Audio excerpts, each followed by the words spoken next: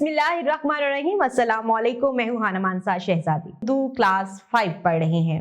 आज हम इसका सबक नंबर 1 हम्द पढ़ने जा रहे हैं। सबसे पहले हम इसके हासलाते तोल्लम पढ़ेंगे। हासलाते तोल्लम, इस नज्म की तदरीस के बाद तुलबा इस काबिल हो जाएंगे कि वो नज्म सुनकर अहम नकात और अज्जा से मुतल्लिक मालूमात बयान कर सकें।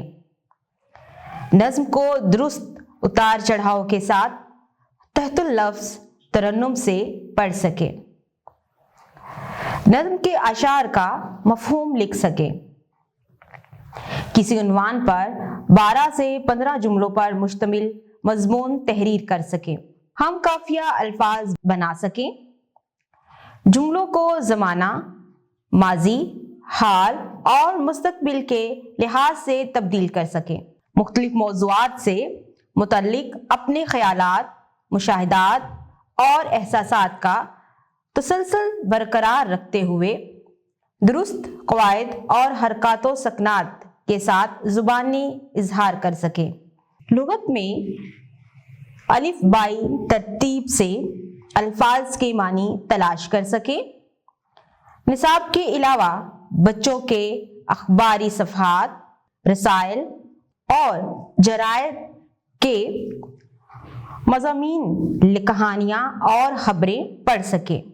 डियर टीचर्स, सबक के आगाज़ में आप बच्चों को कुछ भी सवालात के ज़रिए सबक की तरफ आमादा कर सकते हैं। जैसा कि हमारे इस सबक के आगाज़ में ही पढ़ने से पहले कुछ सवालात दिए गए हैं, जैसा कि हम्द किस नज़्म को कहते हैं, कोई भी हम्दिया शेर सुनाएं। डियर टीचर, जिस तरह से अभी हमने आपके सामने हासलाते तोल्लम पढ़े हैं, हासलाते तोल्लम का मकसद ये होता है कि हम सबक के आगाज़ से पहले जान लें कि हमने अपने बच्चे को इस सबक के इख्तिताम तक कहाँ तक पहुँचाना है और उसको किस काबिल बनाना है।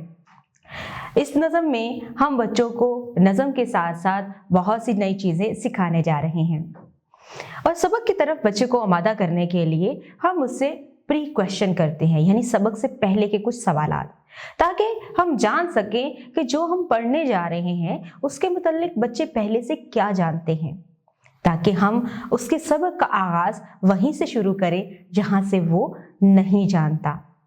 जैसा कि हमारे इस सफ़े पर 2 सवालात दिए गए हैं, आप इसके अलावा बच्चे से बहुत से सवालात पूछ सकते हैं ताकि वो बेहतर तरीके से सबक की तरफ आमादा हो सके और आपको गौर से सुन सके और इसके बाद वो इस नज़म को बेहतर तरीके से पढ़ने के काबिल हो जाए।